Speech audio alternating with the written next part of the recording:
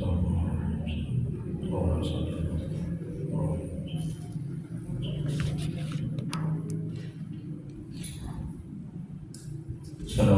warahmatullahi wabarakatuh. Alhamdulillahirabbil alamin wa bihi nasta'in 'ala umuri dunya wad din. Asyhadu an la ilaha illallah wahdahu la syarika lahu wa asyhadu anna Muhammadan 'abduhu wa rasuluh. Allahumma shalli wa sallim wa barik 'ala sayyidina Muhammad 'abdika wa rasulika nabiyil ummi wa ala alihi wa sahbihi ajma'in. Rabbi shrah li sadri wa yassir li amri wahlul min lisani yafqahu qawli. Rabbana zidna ilma warzuqna fahma waj'alna minas sholihin. Ya Allah, ya Allah, yang Maha Pengasih lagi Maha Penyayang, ampuni ya Allah dosa kedua orang tua kami. Ampuni ya Allah dosa kami ya Allah. Ampuni ya Allah dosa kaum muslimin dan muslimat alaihi minhum wal amwat. Ya Allah, mudahkan kami mencari ilmu, mudahkan kami mempelajari ilmu, mudahkan kami ya Allah memahami ilmu dan mengamalkannya ya Allah. Ya Allah, berkahi majelis ini, berkahi rumah kami ya Allah. Amin ya rabbal alamin. Mari kita mulai kajian manajemen qalbu, manajemen hati, kitab Al-Hikam karangan Syekh Al-Imam Ibnu Athaillah As-Sakandari. Semoga Allah merahmati dan meridhoinya. Amin ya rabbal alamin. Dengan membacakan hukum kita. Adapun bahan yang ditanyakan Nabi Muhammad SAW kepada sahabat-sahabatnya, kemudian juga para tabi'in, tabi'in, untuk guru-guru kita, orang tua kita, dan kaum muslimin dan muslimat pada umumnya. Al-Fatihah. A'udzu billahi minasy syaithanir rajim. Bismillahirrahmanirrahim. Alhamdulillahi rabbil alamin. Ar-Rahmanir Rahim. Maliki yaumiddin. Iyyaka na'budu wa iyyaka nasta'in. Ihdinas siratal mustaqim. Siratal ladzina an'amta 'alaihim ghairil maghdubi 'alaihim waladdallin. Amin. Ilahi anta maksudi wa ridhaka madhubi. Ya Allah, Engkau lah yang kami tuju, keridhaan-Mu lah yang kami cari. Amin rabbal alamin. Bapak Ibu jemaah hadirin Allah Subhanahu wa taala. Amin. Baik, kita lanjuti kajian manajemen qalbu, manajemen hati. Kita balikan hikmah yang ke-33. Betul Bu? Ya. Ini ada hikmah yang ke-32 yang lalu bagi yang belum mendapatkan setelah pengajian bisa diambil. Syekh Al-Imam Ibnu Athaillah As-Sakandari, semoga Allah merahmati dan meridhoinya. Amin ya rabbal alamin. Beliau mengatakan dalam kitab Al-Hikam kalam hikmahnya, sebagian tanda berhasil pada segala kesudahan, yaitu ketaatan kepada Allah, ialah kembali kepada Allah pada segala permulaan. Kita lihat penjelasannya. Seorang disebut berhasil ketika dia sampai pada tujuan. Dan yang disebut dengan permintaan, dan yang dimaksud dengan permintaan yang tercapai adalah ketika permintaan itu terpenuhi dan dia sampai pada sesuatu yang dia inginkan. Maksud ungkapan Al-Imam adalah bahwa jika seseorang mempunyai cita-cita untuk mencari sesuatu dan dia ingin sampai pada tujuan dengan hasil akhir dan akibat yang baik, maka kembalikanlah kepada Allah di awal permintaan dan tanggalkan segala daya dan kekuatan diri. Nah, gini Bu. Jadi kalau kita ada hajat, ya, ada hajat, ada kebutuhan, ada keperluan, apapun itu, ya, ingin lunas hutang, kadang kita ingin banyak uang, yang terjadi banyak utang. Inilah dunia. Ya, terima kasih Pak. Semoga Allah.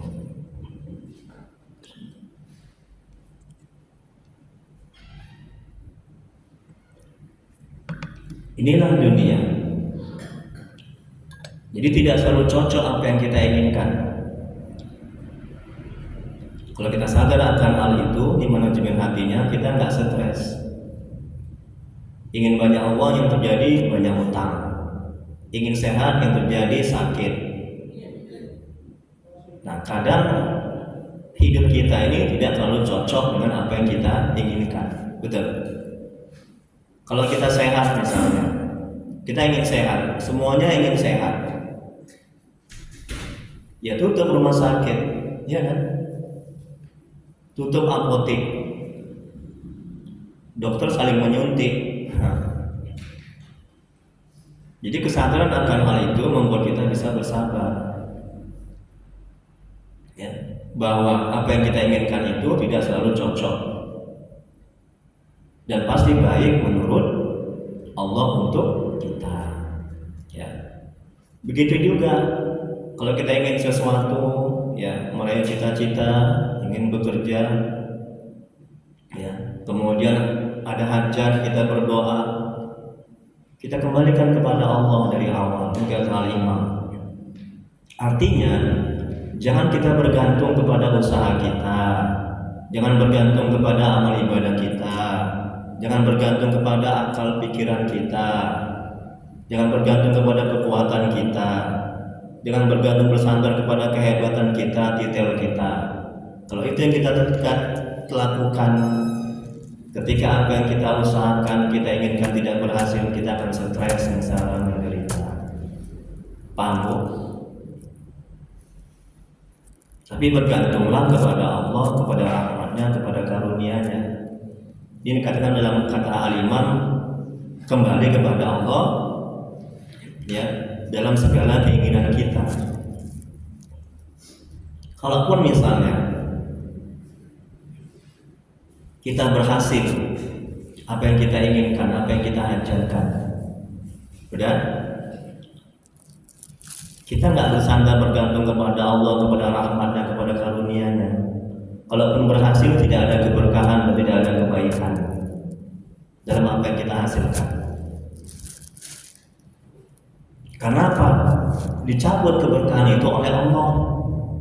Keberkahan itu adalah bertambah. Keberkahan itu adalah kebaikan-kebaikan yang Allah berikan.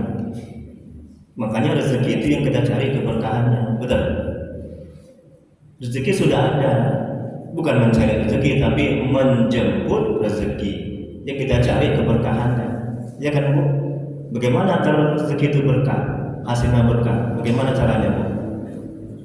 Caranya menjemputnya sesuai dengan apa yang Allah inginkan. Tuntunan agama, jangan pakai curang, jangan pakai haram, maka berkahlah hasilnya. Banyak orang uang banyak, harta berlimpah, tapi nggak ada keberkahan. Jemaah saya banyak seperti itu. Mobilnya banyak, mobilnya 4, rumahnya bertingkat, istrinya 4. Jadi banyak kali sama Ustaz.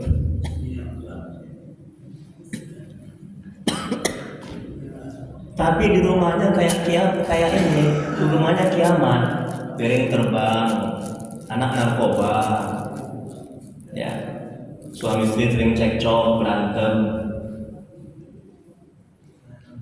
Ibu dengar istri 4 langsung meriang ya. Bercanda ya Bu ya. Nggak, artinya itulah rezeki yang tidak ada keberkahan. Ya, nggak tenang hati itu. Tamak aja, rakus saja, ingin aja. Kapan berhentinya Bu? Ketika inna lillahi wa inna ilaihi raji'un. Betul. Nah, ini makanya kata al-imam, kembali kepada Allah. Di awal kita berdoa, di awal kita usaha, di awal apa yang kita inginkan. Kemudian berikutnya, lihat lagi Bu materinya.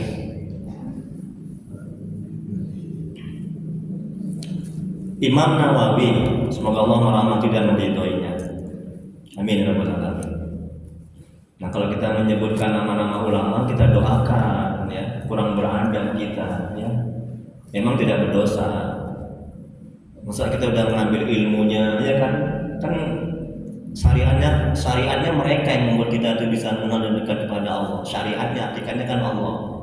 Kita mengambil ilmunya di kalimah Imam Athaillah, tapi nggak kita doakan, itu kurang beradab ya. Nah kalau kita mendoakan orang, apalagi ulama, malaikat mendoakan kita, betul? Bu, kalau malaikat mendoakan kita, kira-kira ditolak nggak, Bu? Ditolak nggak? Ya tidak. Jadi setiap saat bertasbih. Makanya Bu banyak-banyak mendoakan orang. Ya. Naik kereta, naik mobil, ada Gojek, ya Allah rahmati, ridhoi, murahkan rezekinya.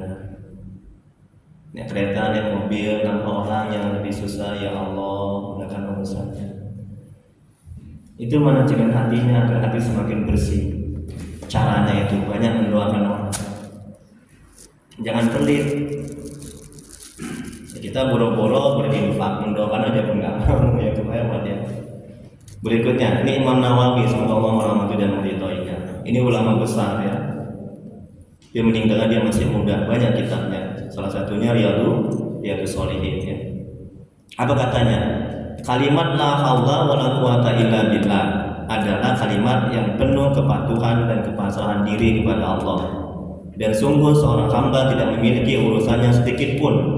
Dia tidak memiliki daya untuk menolak keburukan dan tidak memiliki kekuatan untuk menarik kebaikan kecuali dengan kehendak Allah.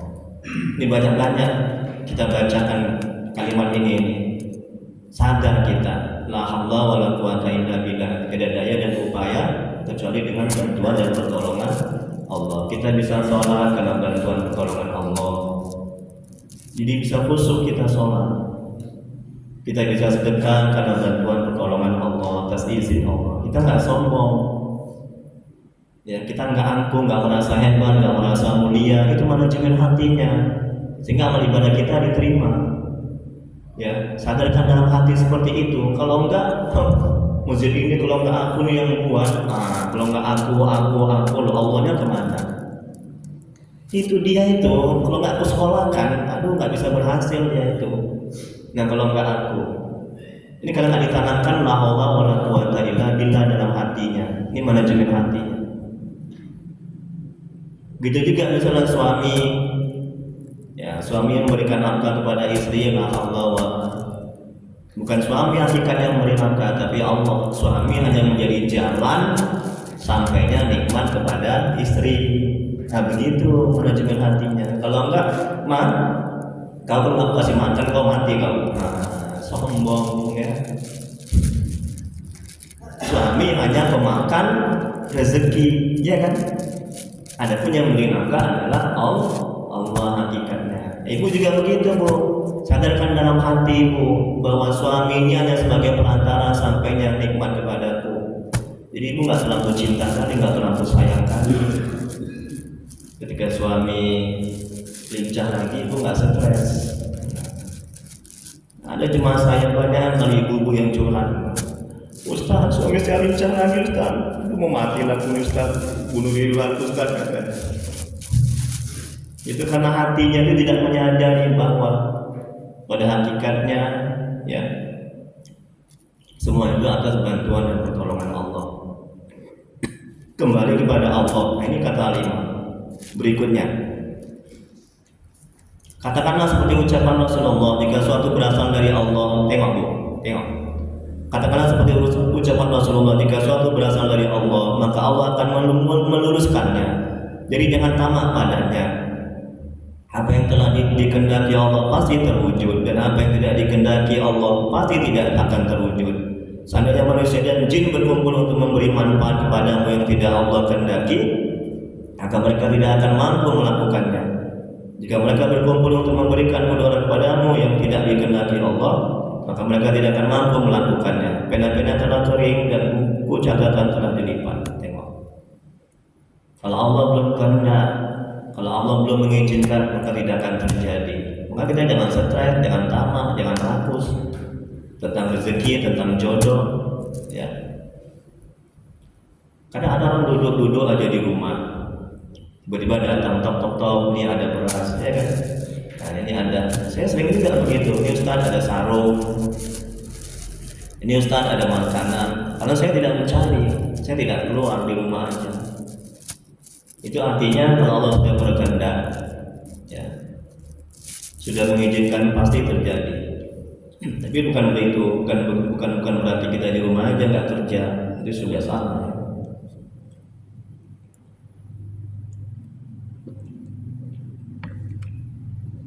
Berikutnya, ketika engkau mencari sesuatu pada nafsumu sambil bergantung pada kekuatanmu, karena ingin mencapainya, kemudian engkau bersungguh-sungguh mencarinya, maka itu menjadi ciri kegagalan dan kerugianmu. Tengok kan? Kalau kita bergantung bersandar kepada nafsu kita, kepada kekuatan kita, kepada kehebatan kita dalam mencari sesuatu, dalam mengingini sesuatu, ini ciri kegagalan. Walaupun berhasil, yakinlah tidak ada kebaikan, tidak ada keberkahan dalam apa yang kita usahakan. Kemudian berikutnya, serta akhir yang tidak sukses. Walau nampak maksudnya tercapai, engkau pasti dibebani olehnya, sehingga engkau merasa letih karenanya dan engkau tidak akan memperhatikannya. Kalaupun misalnya apa yang kita usahakan, apa yang kita ingin itu berhasil, kita akan dibebani olehnya.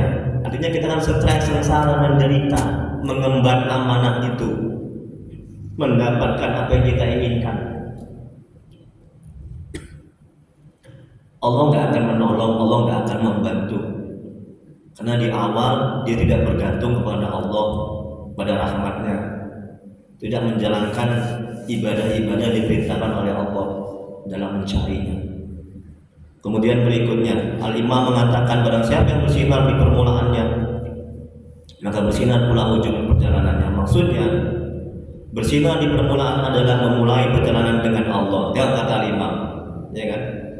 Memulai perjalanan dengan Allah, mencarinya dengan Allah dan bergantung pada Allah. Jangan memulai dengan nafsu kita, dengan kehebatan kita, dengan kemampuan kita, dengan amal kita. Ustaz, saya ingin mendapatkan rezeki, susah nih saya Ustaz. Saya tahajud tiap malam. Bu ya? Oh, pikir udah hebat kali itu Bu. Ya, saya banyak sebentar. Tapi kenapa rezeki itu nggak datang juga? Mengeluh dia. Ini akibat dia bergantung bersandar kepada amal tahajudnya. Ya, tidak bergantung bersandar kepada Allah, kepada rahmatnya, kepada karunia-Nya. Stres, sengsara, menderita. Dia berhenti beramal ibadah. Nah, ini dampak. Bahkan dia bersangka, oh Allah nggak kaya, Allah nggak melihat, Allah miskin, Allah bohong. Katanya udhuni astajib lakum, mintalah maka akan aku kabulkan. Kok tidak dikabulkan? Ya. Dia bersangka, ya, itu dosa besar itu. Nauzubillah. Kemudian Allah berfirman dalam Al-Quran surah Al-Ankabut ayat 69, apa kata Allah? Dan orang-orang yang berjihad untuk mencari keridhaan kami, dan akan kami tunjukkan kepada mereka jalan-jalan kami. Dan sungguhnya Allah benar-benar bersuka orang-orang yang berbuat baik. Kemudian berikutnya, Allah berfirman dalam surah Al-Anfal ayat 56, apa kata Allah? Sesungguhnya rahmat Allah amat dekat kepada orang-orang yang berbuat kebaikan. Jadi kalau kita mau ditolong oleh Allah, mau dibantu oleh Allah, mau diberi oleh Allah, berbuat kebaikan. Rahmat Allah sangat dekat sama orang yang berbuat kebaikan. Kalau kita sungguh-sungguh, ya, ingin mendekat kepada Allah, ingin mengenal Allah, ingin apa yang kita inginkan itu terwujud, sungguh-sungguh kita, ya, dengan tidak melupakan syariat-syariat agama, Allah akan tuntun, Allah akan bantu, Allah akan beri. Halaman 2 buku berikutnya.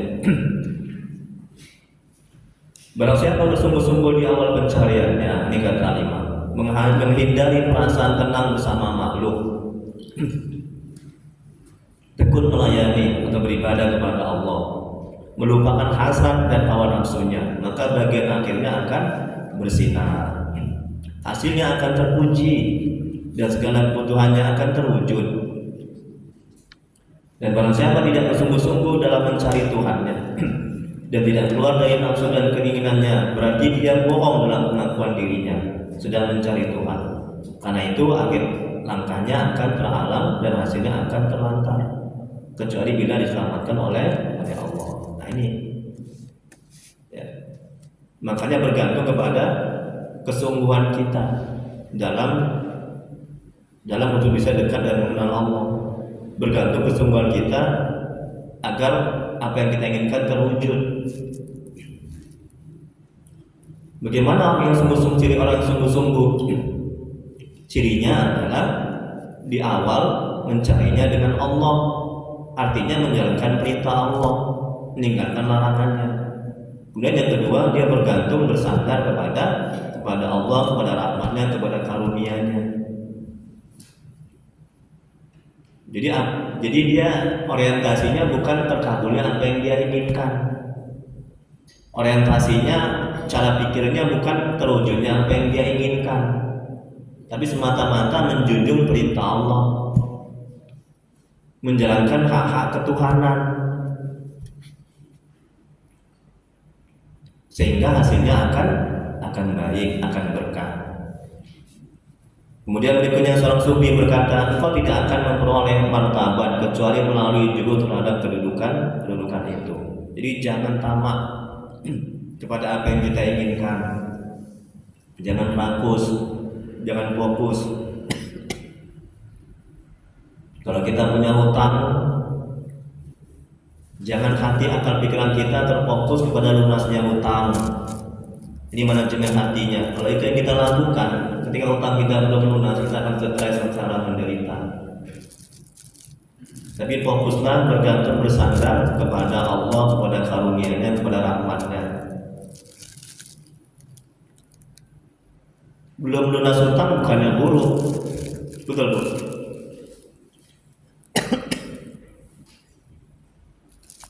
Belum lunas hutang bukan buruk, ya itu baik. Tidak lunas hutang kalau kita membuat kita dekat dan mengenal Allah, kan baik kan?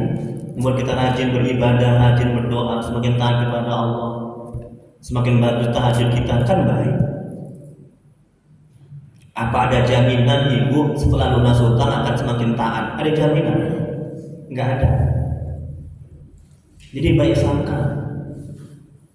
Begitu halnya misalnya sakit, lama kita sakit, kita berdoa, udah tahajud, udah sedekah, kita minta sembuh tapi belum sembuh, ya kan? Itu baik. Kalau dengan sakit itu kita semakin dekat, semakin mengenal Allah, semakin bagus doa kita, semakin rajin sedekah, semakin lembut hati kita, ya kan? Yang tadinya keras, dinasihati nggak mau, tapi semakin lembut dengan sakit itu, kan baik. Kalau sudah begitu, jangan minta sehat, ya. Karena sakit yang membuat orang dekat dengan Allah, rajin ibadah, itu lebih baik ketimbang sehat yang membuat orang jauh dari Allah. Paham bu? Tidak ada ketentuan Allah yang buruk, ya. Tidak ada takdir Allah yang buruk. Semuanya baik. Sakit, punya hutang, nggak ada rezeki, nggak ada uang, anak belum taat, suami belum taat, istri belum taat, semuanya baik, ya kan? Kalau itu semua membuat kita dekat dan dengan Allah dan rajin beribadah dan taat kepada Allah, ya kan? Nah begitu cara pikirnya bu, itu manajemen hatinya agar tenang hati ini. Kalau enggak, stres, kita menderita kita. Ya, jemaah saya, aduh banyak kali itu yang curhat, yang punya masalah karena nggak terampil menata hatinya ini. Orang yang nggak pintar, yang nggak terampil menata hatinya, ya dia cenderung galau, nggak tenang hatinya, cenderung stres, sengsara, menderita. Ya, orang yang terampil menata hatinya, dia jauh lebih selamat dan bijak dalam menyikapi hidup ini. Ketika ada yang nggak enak, dia bersabar. Ketika ada yang enak, dia syukur. Sabar dan syukur itu kan kebaikan. Karena dua-dua itu ada hikmah, ada pelajaran dan bermanfaat buat kita. Lanjut ibu. Jadi barang siapa mencari keistimewaan, maka dia menjadi hamba keistimewaan, meluputkan bagiannya dari Allah sampai dia bertobat. Dan barang siapa menjadi hamba Allah, maka dia pasti memperoleh bagian ibadahnya dan keistimewaan menghampirinya. tanpa perlu melirik dan menghampirinya. Berkata Sa'id, apabila engkau tidak dibantu Allah pada apa yang dituju, maka tidak ada jalan bagi makhluk kepada Allah. Maka jika Allah tidak menunjukkanmu setiap jalan, engkau akan tersesat. Meskipun bintang-bintang di langit menjadi dalil dan petunjuk jalan. Karena kata Imam, kalau dari awal mencarinya tidak dengan Allah, maka setan yang menuntun, jin yang menuntun. Saya belakangan ini banyak kali yang minta ruqyah. Tolong Ustaz, kemarin ada mbak-mbak, dia sudah menikah. Tiba-tiba ini pipi sebelah kiri ini bergerak-gerak, kontak ke mata, matanya buta. Ya Allah, kasihan. Ya, cantik orang. Ustaz ini apa pula dibilang cantik ya? Dan yang saya ruqyah, alhamdulillah, nampak mbak, kakak nampak enggak? Alhamdulillah Ustaz, sudah mulai nampak. Saya nggak gerak-gerak. Masya Allah. Kemudian apa lagi sakitnya itu? Banyak penyakitnya. Kan saya ada daftar list itu kan, lebih kurang ada 50 ciri-ciri orang butuh diruqyah. Dia banyak kali di checklist, berat ibadah, marah-marah sama suami, ya, kemudian tidur tidak ini. Oh, ibu ketawa marah-marah sama suami di ayat kan. Emang ibu sering marah-marah sama suami, ciri-ciri kena gangguan jin itu bu, mesti diruqyah gitu. Iya, di tempat saya merepet ada sama suaminya. Jadi aku diruqyah ibu. Oh iya Ustaz, ya. Ada 50. Jadi semuanya dicek. Dia lebih kurang ada 45 atau 40 lah itu. Yang di checklist banyak kali gitu. Dia susah tidur, marah-marah sama suami, kemudian sering ada bisikan-bisikan, kemudian apalagi ada kayak macam dia pernah penampakan di rumahnya, kemudian hatinya sering galau, gak tenang. Jadi dia alhamdulillah sudah bersih semua. Kemudian tinggal matanya nanti pelan-pelan di ruqyah. Kemarin juga di kampus, saya kan ada di kampus, ada mahasiswi perempuan, itu juga gitu. Ada kena gangguan jin, ketika di ruqyah dibacakan, marah dia. Apa kau? Kenapa kau baca? Apa kau? Melotot. Nah itu ya, itu artinya kembali lagi kalau kita tidak sholat, tidak ibadah, tidak bentengi diri kita dengan ketaatan, itu gampang dia masuk, gampang diganggu ya. Dua aja itu jin itu masuk, kemudian disantet. Dan sering juga dapat pasien yang disantet ya, namanya sihir dalam agama.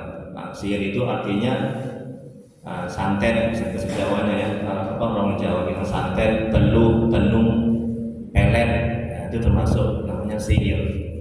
Nabi juga pernah kena sihir, iya kan? Nah, dalam Al-Quran juga Allah ada bilang tentang sihir. Macam mana Ustaz cara meruqyahnya?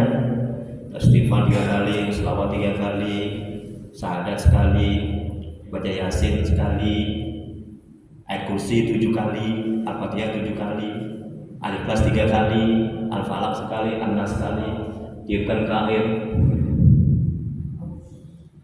minum, sapukan ke wajah. Kemarin orang Binjai itu juga ibu-ibu, pinggangnya sakit kali, jadi ruqyah disapukan airnya ke sini sambil baca selawat, Allahumma sholli ala sayyidina Muhammad, masuk air ruqyahnya, alhamdulillah. Gimana bu, sehat? Alhamdulillah. Sangat baik pakai daun bidara. Ibu tahu daun bidara? Ada sok tahu, karena dia nggak tahu apa. Tahu daun bidara? Pernah dengar? Ada. Di Quran ada daun bidara, Allah bilang daun bidara. Itu sangat baik untuk mengobati banyak macam penyakit, terutama penyakit gangguan jin, disihir, disantet. Ya.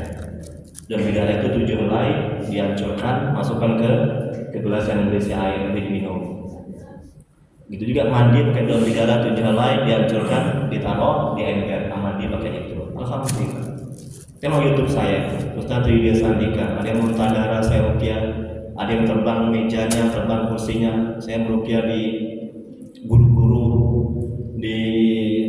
sebutkan namanya, itu aib ya. Dia ada pancing sana. Saya meruqyah di sekolah. Nah, rupanya ada pegawainya yang punya ilmu hitam. Nah, ketika dibacakan Yasin menggelepar dia. Kakinya nendang meja, kakinya nendang kursi. Hampir saya dihantam. Itu ya. Kita amalkan itu ruqyah itu.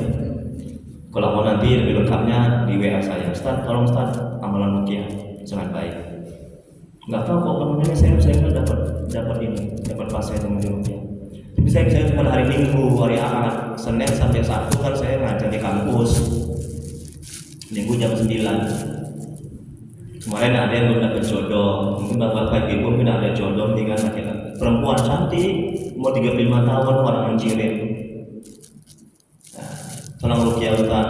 Yang lalu ada orang yang nggak bisa hamil, rupanya ada jin dalam rahimnya itu, sehingga tidak ketemu dia antara apa namanya, saya nggak ngerti bahasa kedokterannya itu, jadi nggak bisa hamil. Di ruqyah hamil. Begitu juga orang nggak ada jodoh, udah lama dia nggak. Ketika ada orang laki-laki mau ingin sama dia, putus, gagal aja. Itu gangguan jin. Nah, di ruqyah alhamdulillah teringat saya ada sapam di kampus saya belum dapat jodoh.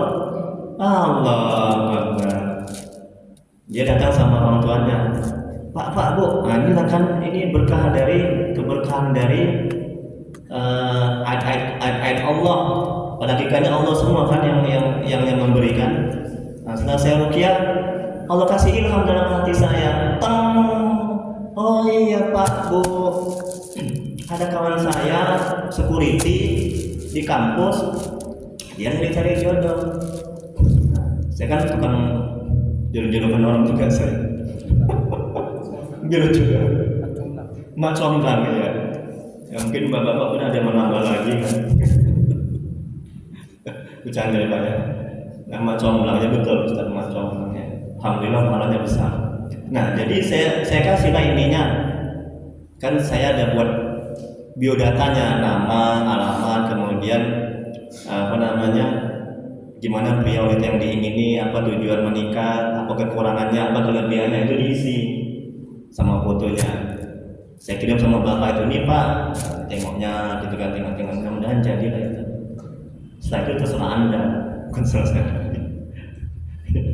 Mana pula semuanya mau Ustaz yang ngurus, ya kan Ustaz? Iya. Sampai sekecil-kecilnya begitu Ustaz yang ngurus, kan saya tinggal kenalkan aja. Ya. Ya? Akhirnya jadi, wallahu a'lam. Mudah-mudahan kita doakan jadi. Karena sampai sekarang belum ada kabarnya. Biasanya waktu diam biasanya, tiba-tiba udah ijab kabul. Ya sabarlah Ustaznya, kan Ustaz. Yang penting dapat pahala besar, ya kan? Coba bayangkan itu, menjodohkan orang, kan perempuan ini yang dipilih, ya kan Bu, yang dicari, bukan laki-laki.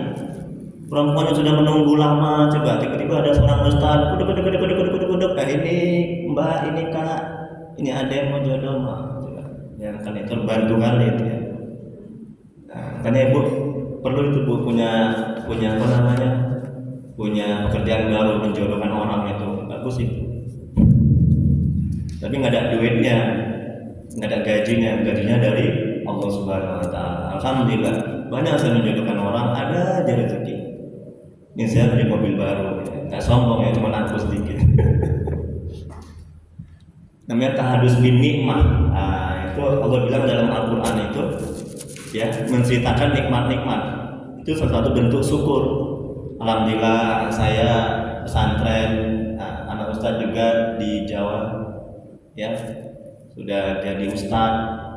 Itu kita ceritakan, alhamdulillah saya punya mobil baru, kami ini naik kereta kemana-mana, ceramah.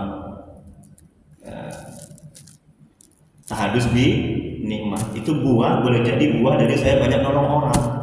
Ini kita berbagi ya. Jangan pelit lah sama tenaga, sama pikiran. Kalau kita nggak bisa punya uang, itu yang bisa kita lakukan, mengobati orang. Berapa Ustaz? Kami nggak ada uang, udah gratis lah. Berapa Ustaz? Terserah. Saya nggak patokan kalau ngeruqyah, terserah, seikhlasnya. Ya, malu saya sama Allah. Tapi ada juga orang yang dipatokkan, ya kan? Di Sambu sana ada juga tukang ruqyah itu 500.000 sekali meruqyah. 500.000. Kalau saya nggak terserah, seikhlasnya. Karena apa? Karena kita yakin bahwa kalau kita menolong agama Allah, Allah akan tolong kita. Dan saya rasakan itu sampai selama ini banyak kali nikmatnya kalau nggak kena saya, kena istri saya, kena ke anak saya, bantuan-bantuan dari Allah. Nah, jadi keyakinan itu saya semakin semangat untuk membantu, untuk menolong, untuk mencarikan jodoh. Nah, tapi ada juga Ustaz, saya maunya sama Ustaz. Ibu. Tanya sama istri saya, boleh nggak? Ini poligami. Allah, kayak cobaan lah ya. Boleh nggak mau istri dua? Ibu berat dia bilangnya, udah nggak usah.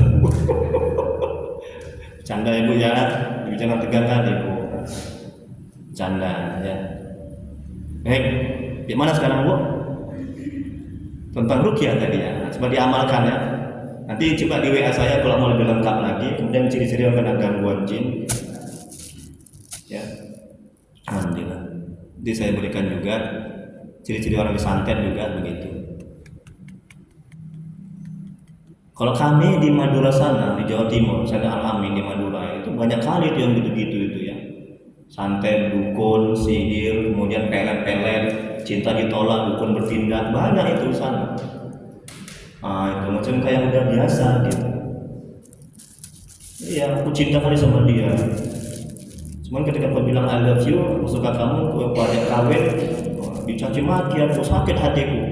Mau kayak kapan kayak ya? Larinya ke dukun dia, nauzubillah. Segila-gila wanita itu, tapi nggak akan lama, nggak bertahan dengan lama, sebulan 2 bulan bercerai. Itu nah ini kembali kepada Al-Imam ini tadi kaji kita. Kalau di awalnya tidak dengan Allah, mencarinya dengan dukun, ya kan? Dengan kemampuan kehebatan diri, kesanggupan diri bergantung kepada kehebatan, kesanggupan kepada dukun. Kan dukun perantaranya kan jin. Kalau kita kan Allah. Memang terkabul, dikasih sama Allah. Nah, itu ya, nauzubillah. Pasien saya juga begitu. Kemarin juga ada perempuan mbak di WA saya, Ustaz, ini saya ada punya cincin supaya pemanis, ada jimat-jimat. Saya mau diruqyah Ustaz, gimana nih jimat-jimat ini Ustaz? Dan perempuan itu bilang, mesti dibuang dulu bu, mbak, dibuang dulu. Ibu datang, mbak datang ke rumah saya. Sepanjang jimat itu masih ada, jinnya akan menetap di dalam tubuh itu aja. Tidak akan bisa. Itu yang jangan pakai jimat-jimat lah. Jimat kita Allah aja lah. Yang kembalikan kan kata Imam tadi kan kembali kepada Allah. Berikutnya Syekh An-Nahajuri berkata, semoga Allah merahmati dan meridai. Barang siapa yang kenyangnya dengan sebab makanan, tengok ya ini. Barang siapa yang kenyangnya dengan sebab makanan, ia akan senantiasa lapar. Tengok, ini manajemen hatinya bu. Kalau kita makan, ya, kita makan nasi, ya. Nah, jangan ada anggapan di hati akal pikiran kita yang membuat kenyang itu nasi. Jangan sadarkan dalam hati seperti itu. Yakinlah bu, kalau hati ibu ini manajemen hatinya. Kalau hati ibu, ya, akal pikiran menyadari nasi yang mengenyangkan dan senantiasa lapar, ya, nggak akan bisa bersyukur kita kepada Allah. Semakin jauh kita dari Allah. Kalau hati kita meyakini nasi yang mengenyangkan. Kan banyak orang makan 3 piring, 4 piring tapi nggak kenyang-kenyang. Tapi ada yang setengah piring. Nabi tengok makannya kan sedikit tapi udah kenyang. Kita kalau nggak tambah 2 piring, 3 piring nggak puas, betul kan? Jangan. Ini kata Syekh Nahajuri. Kemudian berikutnya, barang siapa yang kayanya dengan sebab harta, dia senantiasa fakir miskin. Jadi kita kaya itu bukan karena harta, bukan karena usaha kita, bukan karena kemampuan kita. Kita kaya itu Allah yang menayangkan. Kemudian berikutnya, Barang siapa tujuannya selain Allah pada mencapai keperluannya, ia senantiasa diharamkan dari maksudnya. Dan barang siapa mengharapkan pertolongan selain Allah pada pekerjaan yang dihadapinya, maka ia senantiasa akan hina dina. Tengok. Karena kata al-Imam, ya dari awal, ya. Kalau kita ingin sesuatu, ada yang kita ingin dapatkan, ada yang kita inginkan dari awal. Ya, kembali kepada Allah, jalankan ketaatan, amal ibadah, jauhi maksiat, bergantung kepada Allah, kepada rahmat dan kepada karunia-Nya. Jangan kepada nafsu, kepada tenaga, kepada kemampuan. Kemudian berikutnya, perkataan ini harus dipahami dengan akidah tauhid yang hakiki, bahwa nasi, tengok, bahwa nasi tidak mengenyangkan, betul kan? Bahwa obat tidak menyembuhkan, betul Ustaz?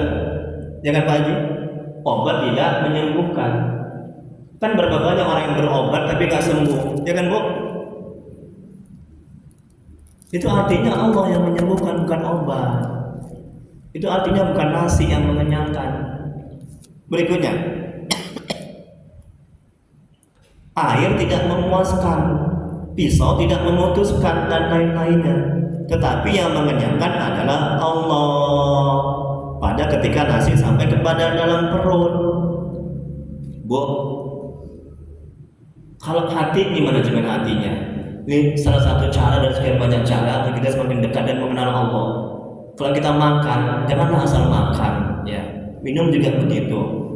Minum obat juga begitu. Sadarkan dalam hati bahwa kita makan itu, kita bisa makan karena bantuan pertolongan Allah atas izinnya, itu yang pertama. Yang kedua, sadarkan dalam hati yang membuat kita kenyang itu adalah Allah. Dengan begitu kita akan semakin mengenal Allah, dekat kepada Allah. Kalau hanya sekedar makan, kenyang udah, kita nggak akan bisa mengenal Allah dekat kepada, dan kita nggak akan bisa bersyukur kepada Allah, betul kan? Kita nggak akan sadar bahwa kita bisa makan itu karena Allah yang memberi makan, rezeki dari Allah. Ini makanya kata Imam kembali kepada Allah dalam hikmahnya ini. Coba Bu dari sekarang, ayo sama-sama kita Bu, ya. Nah, saya juga masih belajar, saya berusaha. Jadi ketika saya minum, nah ini dahaga ini bisa enak, bisa nggak haus lagi. Bukan air ini, soalnya airnya manis, enak, lezat. Tapi Allah yang membuat air ini menjadi air menurut saya menjadi sudah nggak haus lagi. Allah yang membuat, itu caranya. Semakin bersih hati itu, semakin kita bisa bersyukur. Dan Bu, kita tidak akan menginginkan apa yang nggak ada. Ya, dan kita akan bisa bersyukur. Orang kenapa stres hidupnya? Karena dia selalu menginginkan apa yang nggak ada, betul? Tengok sama dirinya, rumahnya, keluarganya. Ya, belum punya kulkas, stres, ngutang sana kemari, ya kan? Belum punya mobil, stres, kredit segala macam, ngutang. Ini akibat dia tidak kembali kepada Allah, kata Imam dari awal. Akhirnya dia termakan dengan keinginannya, stres kan? Banyak keinginan, tapi kemampuan gak ada. Stres hidup itu. Ya. Yang tadi ingin banyak uang, ternyata banyak utang. Ingin sehat, ternyata sakit. Ingin stres. Kemudian berikutnya, yang memuaskan adalah Allah pada ketika air telah diminum, dan juga yang memutuskan adalah Allah ketika bertemu antara mata pisau yang tajam dengan benda yang disayat. Kemudian berikutnya, apabila akidah seorang di luar itu, tengok, maka pada hakikatnya jiwanya, hatinya akan senantiasa lapar. Tengok kan? Kalau dia menganggap nasi itu yang mengenyangkan, meskipun ia kenyang, jiwanya, hatinya akan senantiasa haus, lapar, meskipun ia puas dan lain-lain. Sebagai contoh, ini contohnya, tengok. Yang pertama Nabi Allah Ibrahim alaihissalam. Semoga Allah merahmati dan meridhoinya. Dilemparkan tubuhnya oleh Namrud dan anak buahnya ke dalam api besar, tetapi api tidak membakarnya, betul kan? Bukan api yang membakar, yang membuat hangus, tapi Allah. Ya contohnya Nabi Ibrahim. Kemudian yang kedua, Nabi Ayub alaihissalam, Allah merahmati dan meridainya, seluruh tubuhnya dimakan ulat, tetapi tidak merasakan sakit. Tengok. Ya. Yang ketiga, sebelum lanjut yang ketiga, ini kerongkongan saya kemarin tuh sakit kerongkongan. Gak tahu kita banyak ceramah atau banyak meruqyah ya, sakit kerongkongan. Saya nggak berobat, saya nggak minum obat. Saya banyak zikir, banyak salawat Allahumma sholli ala sayyidina Muhammad wa ala alihi wasallam, Allahumma sholli ala sayyidina Muhammad wa ala alihi wasallam. Banyak saya salawat. Memang kalau saya nggak sakit pun juga saya banyak salawat. Di mobil, di kereta, dalam hati Allahumma sholli ala sayyidina Muhammad wa ala alihi wasallam. Itu amalan saya, kita berbagi ya. Alhamdulillah sekarang ini sembuh, sehat. Itu artinya bukan dokter yang membuat sehat, bukan obat yang membuat sehat. Ini kisah nyata. Kok ini kan jauh kali kan Nabi kan, yang dekat aja lah contohnya saya. Nah, sadarkan dalam hati seperti itu. Makanya orang-orang Timur Tengah, saya pernah ke Kuwait, ya, ngajar di sana. Orang Timur Tengah itu kalau sakit mereka, ya memang orang Saudi segala macam ya. Kalau sakit mereka nggak langsung ke dokter, betul. Tapi mereka kalau sakit apa? Sholat sunat, hajat, baca Quran, mereka zikir, mereka berdoa. Akhirnya mereka sembuh. Mereka tak jadi ke dokter. Kalau kita kan lain kan, orientasi kita, aduh kalau nggak dokter, kalau nggak obat, wah itu bisa merusak akidah itu. Menganggap dokter selamanya, menganggap ini obat mujarab ini, obat asam urat ini. Kalau nggak kena obat ini, nggak bisa bangun. Nah udah, rusak akidah kan, syirik kan? Ya kan Bu? Nah, coba bagaimana sekarang? Ya. Ini alhamdulillah, ini tenggorokan ini udah enak. Hari kemarin ya Allah batuk terus, sakit. Amalkan Ibu ya. Kalau sakit Ibu jangan langsung ke dokter. Kan menghemat uang Bapak juga kan. Jangan langsung minum obat. Coba amalkan sunat hajat. Karena Nabi bilang Rasulullah SAW bersabda, kalau kita ada hajat, sunat 2 rakaat. Di sujud terakhir minta, tapi jangan diucapkan, batal dalam hati. Ya Allah sembuhkan penyakitku. Kemudian berdoa. Habis sunat hajat 2 rakaat, baca Quran lah Ibu, zikir lah Ibu banyak. Insya Allah sembuh itu yakin. Dan saya bilang sama orang-orang yang saya ruqyah itu, Bapak Ibu harus yakin, bukan saya yang menyembuhkan. Ya Allah yang menyembuhkan. Nah, saya juga sekalian berdakwah ruqyah itu. Banyak kan orang yang nggak sholat, itu karena jin itu gampang masuk kalau nggak sholat, ya kan? Sholat itu kan benteng itu. Mahasiswa saya itu juga begitu. Kau pacaran kan, kau nggak sholat kau kan, hanya masuk jin itu, menggelepar kau ketika dibacakan Yasin ayat kursi. Melawan pula di teman saya. Apa kau? Kenapa kau baca-baca? Dia karena udah kerasukan itu. Ya. Muntah-muntah dia. Saya ruqyah, kapok kau. Sekarang tobat dia. Sholat kau ya, jangan pacaran lagi kau ya. Kalau kau pacaran lagi, kalau kau sholat lagi, masuk lagi dia. Mau kau masuk lagi dia? Enggak, takut. Oke, berikutnya yang ketiga, Nabi Musa, tengok alaihissalam, semoga Allah merahmati dan meridai. Yang hidupnya sejak kecil dalam asuhan Fir'aun yang merupakan musuhnya, tetapi ia selamat. Dan akhirnya sebagai Nabi Allah, ia menghadapi Fir'aun dengan segala kekuasaannya. Nah, yang terakhir, ya masih jam 6 ya. Sabar Ibu, jangan keluar dulu. Kan betul jam 6 itu. Saya nggak bilang lewat. Tapi ini pinter kali. Iya. Sabar Bu, kita mau jumpanya pun 9 kali ya. Masih mau pulang-pulang cepat aja ya. Di Ustaz ini sini sama jemaahnya 2 orang 3 orang. Berikutnya yang terakhir. Yang keempat, Nabi Muhammad seorang miskin dan yatim piatu yang sering puasa karena tidak ada makanan, tetapi selalu merasa kenyang. Tengok Nabi, dia selalu puasa tapi merasa kenyang dia dan kuat meninggalkan kalimat Allah. Seorang hari berkata,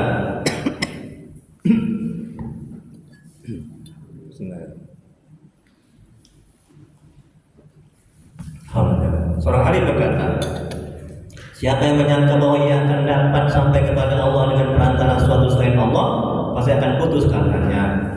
Dan siapa dalam ibadah yang bersandar pada kekuatan dirinya, maka diserahkan oleh Allah pada kekuatan dirinya. Yang ini hanya sampai di situ saja dan tidak dapat mencapai bagian-bagian yang hanya dapat dicapai dengan tawakal menyandarkan diri pada Allah. Tengok kan, Allah nggak ikut campur, Allah lepas tangan. Kalau dia beramal ibadah, ingin sesuatu, tidak melibatkan Allah, Allah serahkan sama dirinya. Siapa yang nuntut? Setan, jin. Kalau dia tidak bersandar kepada Allah.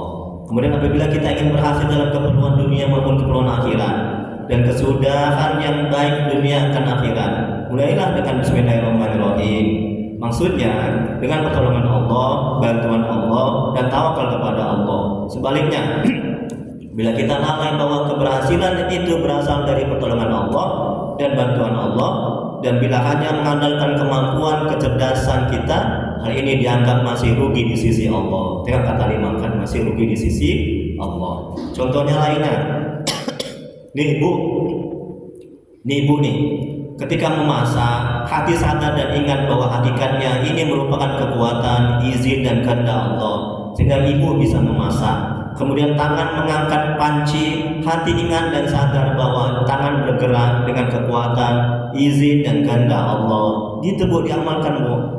Ibu akan semakin dekat dan mengenal Allah, dan bisa mengenal Allah. Maka masakan itu menjadi masakan yang terpuji dan diridhai oleh Allah. Bu, Pak, terkadang anak kita itu ya belum taat. Boleh jadi kita itu masak makanan itu tidak baca bismillah, ya kan? Tidak berkah makanan itu. Kita kasih sama anak kita. Makanya hati atau pikiran kita ini manajemen hati ya. Jangan terfokus sama keburukan anak saja. Itu nggak akan membantu. Coba kita evaluasi, introspeksi diri. Ya mungkin ada hal-hal yang haram atau mungkin cara masak kita belum benar. Kita nggak pakai baca bismillah, kita nggak bergantung bersandar kepada Allah. Nah itu penting supaya makanannya itu berkah.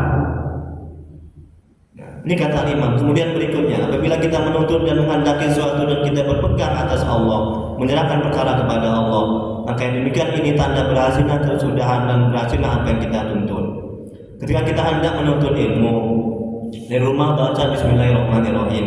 Maksudnya dengan pertolongan Allah dan daya upaya Allah yang Maha Pengasih dan Maha Penyayang. Gitu Bu, sadarkan dalam hati. Mau baca Bismillahirrahmanirrahim, sadarkan dalam hati aku bisa masak ini karena bantuan Allah, pertolongan Allah. Ya. Jadi tidak hanya dengan nama Allah yang Maha Pengasih dan Maha Penyayang, kan itu artinya. Cuma kita sadarkan dalam hati kita arti-arti yang lainnya. Ya, jangan hanya dengan nama Allah yang Maha Pengasih dan Maha Penyayang, jangan hanya itu dia. Ya. Kemudian berikutnya kita pergi menuntut ilmu. Ini artinya mulai dengan Allah. Bila sampai ke majelis ilmu, maka ilmu yang kita terima akan berkah, bermanfaat dan bisa kita amalkan. Karena permulaannya mulai dengan kekuatan, izin dan kehendak Allah. Bila kita mencari dan menuntut sesuatu berpegang pada diri sendiri, kepintaran dan kemampuan diri, ini pertanda jeda keberhasilan pada kesudahan. Jika berhasil juga apa yang kita tuntut, maka Allah menyerahkan urusannya kepada kita, dan ini pertanda kehancuran. Tengok kan? Nabi sering berdoa. Ini Bu Nabi, Bu, sekelas Nabi, Bu. Coba perhatikan doanya. Ini bisa kita amalkan ini. Apa kata Nabi Rasulullah SAW bersabda? Ya Allah, jangan Engkau serahkan urusan ini kepadaku walaupun sekejap mata. Tengok, itu Nabi itu. Nah kita, ya, masa mau kita bergantung bersandar kepada kemampuan kita, kepada kehebatan kita, tidak melibatkan Allah. Contoh lain lagi, kita hendak bersedekah. Nah ini, perhatikan. Sebelum bersedekah kita baca Bismillahirrahmanirrahim. Maksudnya dalam hati bersedekah dengan kekuatan, izin dan kehendak Allah, maka kita akan bisa ikhlas dan karena tidak merasa beramal, merasa berbuat itu atas kekuatan, izin dan kehendak Allah. Bu, kalau kita merasa beramal, itu ciri-ciri amal kita belum diterima oleh Allah. Paham? Kalau kita merasa beramal, bukan kita yang beramal pada hakikatnya. Kita bisa beramal itu atas izin dan kehendak Allah. Kita hanya sebagai jalan sampainya nikmat kepada orang lain. Pada hakikatnya Allah yang berbuat. Paham Bu? Sadarkan dalam hati seperti itu. Kalau enggak kita nggak akan bisa ikhlas berusaha amal kita. Kemudian berikutnya, setiap orang yang berbuat hatinya merasakan paham dan sadar bahwa ini semua karena kekuatan, izin, kehendak, pertolongan dan bantuan Allah, maka pasti bisa ikhlas karena Allah dan mengharap ridha Allah. Maka barang siapa yang bersinar permulaannya, maka ia akan bersinar di akhirnya. Maksudnya, pertama ia ingat kepada Allah, maka akan membawa ujung yang baik dan terpuji. Jadi kita sedekah itu kita hanya sebagai kita diuji oleh Allah, ya, sebagai tempat sampainya nikmat kepada orang lain. Penantikannya Allah semua yang membuat.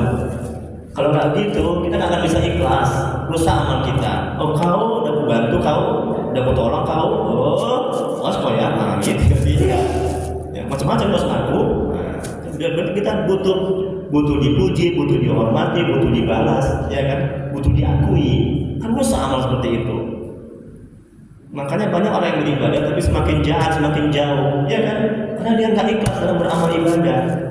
Tujuannya ada niat-niat yang lain. Ini masjid ini kalau nggak aku yang ngurus, hancur ini. Nggak mau orang sholat di sini. Emangnya siapa kau? Ya. Itu setan itu.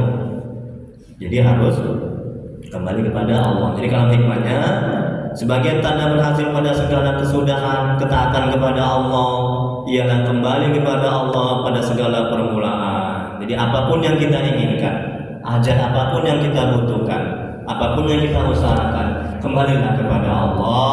Jangan bergantung bersandar kepada kemampuan, kehebatan, kepada amal. Aku udah tahajud, terkabul lah.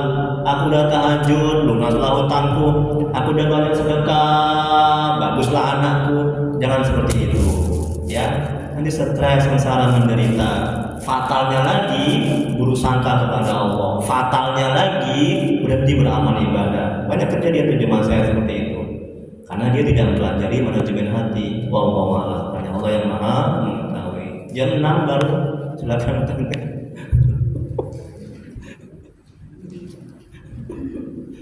Itu manajemen hatinya supaya ibu nggak cepat-cepat berangkat dari sini. Saya kan nggak bohong kan, jam 6 kan, betul kan? Nah, saya nggak bilang lewat ada Quran, penting jam 6 lah. Ada pertanyaan Bu? Pak? Ya silakan Bu. Ya. Oh, masya Allah, tabarakallah, bagus sekali Bu di pertanyaannya ya. Dan lulus manajemen hati lah ya. Udah lulus khatam. Ustaz, ada nggak ruqyah untuk orang pemalas? Ada kali pun ada jawabannya. Bukan ada Bu, ada kali pun. Karena ruqyah ini itu untuk segala macam penyakit. Kita sehat pun juga itu perlu diruqyah. Ya, tidak ada sakit. Kenapa? Semuanya semakin kuat iman kita, semakin bagus benteng kita. Supaya nggak gampang kita disantet, didukuni, dibisikkan setan, jin, supaya nggak gampang gitu. Nah, jadi segala macam penyakit, yang malas, yang susah ibadah, yang ada hutang, yang ada jodoh, yang susah hamil, yang ada rezeki, yang mau tambah lagi pun ada. Yang dizolimi orang supaya bisa sabar. Ustaz, sakit kali hatiku Ustaz, kenapa? Iya, waktu aku dibilang tahu bodoh sama dia Ustaz. Diruqyah supaya apa? Supaya bisa bersabar hati ini. Kalau nggak diruqyah nanti dibalas nanti. Ya kan, kalau kita membalas dia dosa, kita juga dosa kan. Jadi jangan dibalas keburukan dengan keburukan. Nanti ada dua keburukan. Keburukan dia sama kita, keburukan kita sama dia. Makanya diruqyah.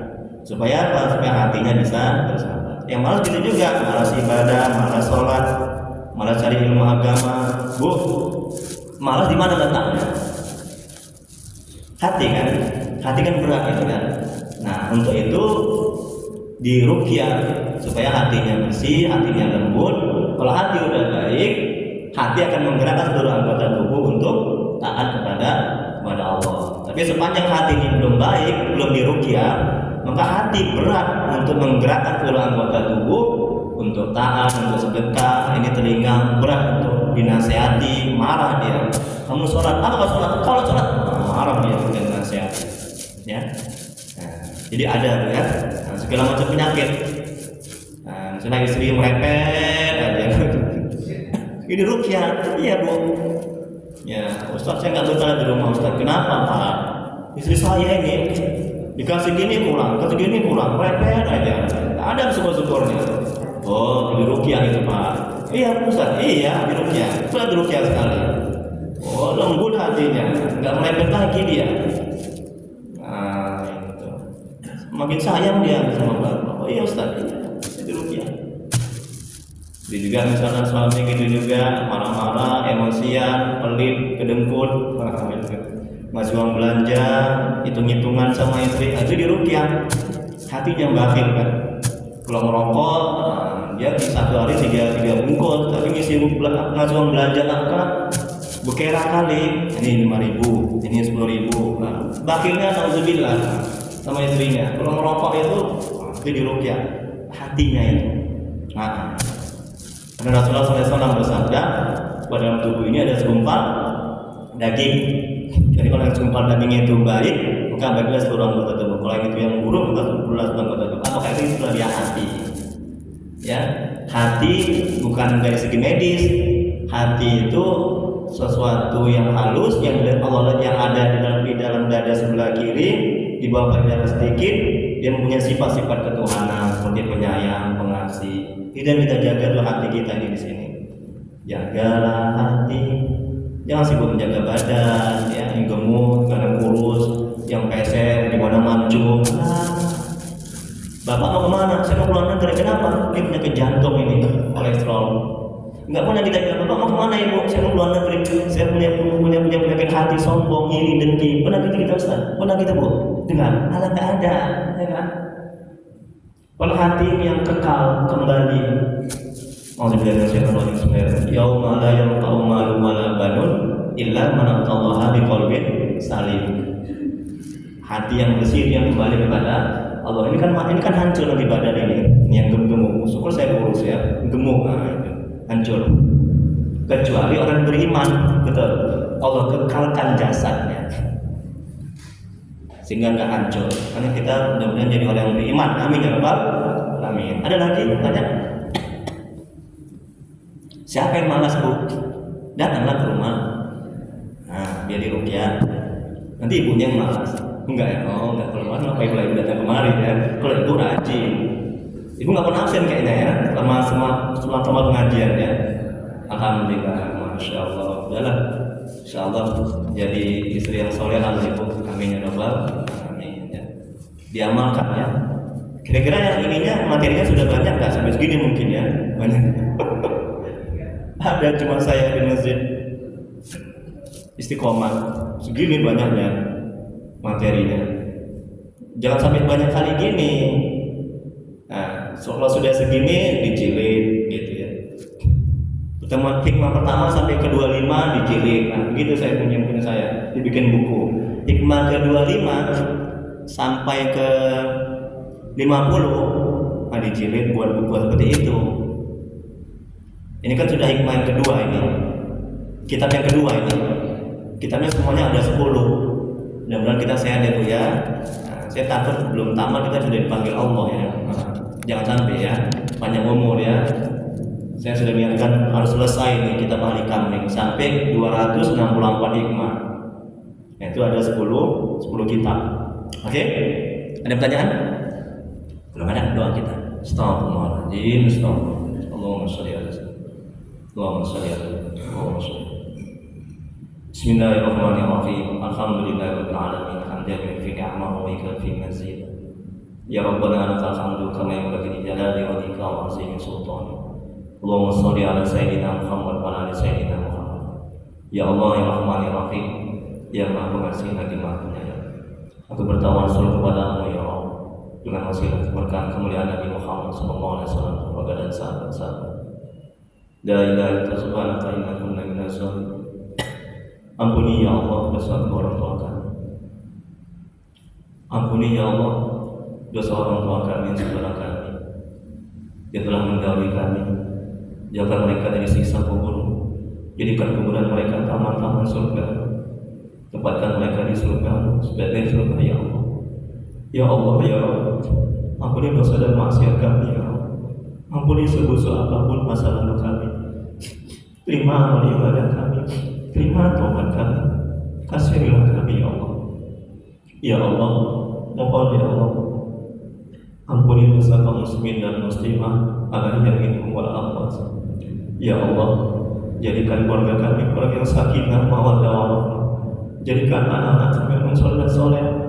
Jauhkan kami dari musibah dan bala bencana ya Allah. Ya Allah, mohonlah ya Allah, tuntun hati kami agar bisa istiqomah dalam taat kepada-Mu, agar bisa selalu mengingat, agar bisa selalu berselawat pada Rasul-Mu ya Allah. Ya Allah, bila di antara kami, keluarga kami, jemaah ini, saudara kami ada yang sakit, mohonlah ya Allah sembuhkan penyakitnya ya Allah. Beri kesehatan kepadanya ya Allah.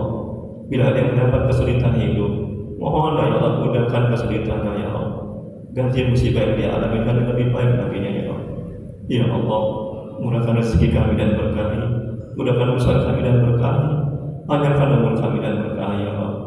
Rabbana la tuzigh qulubana ba'da idh hadaytana wa hab lana min ladunka rahmah innaka antal wahhab. Rabbana atina fid dunya hasanah wa fil akhirati hasanah wa qina adzabannar. Wassallallahu ala sayyidina Muhammad wa ala alihi wasallam. Subhana rabbika rabbil izzati amma yasifun. Wassalamun ala al-mursalin walhamdulillahi rabbil alamin. Allahumma shalli ala sayyidina Muhammad. Taqabbalallahu minkum. Assalamualaikum warahmatullahi wabarakatuh. Bagi yang belum dapat hikmah yang ke-32 bisa diambil di depan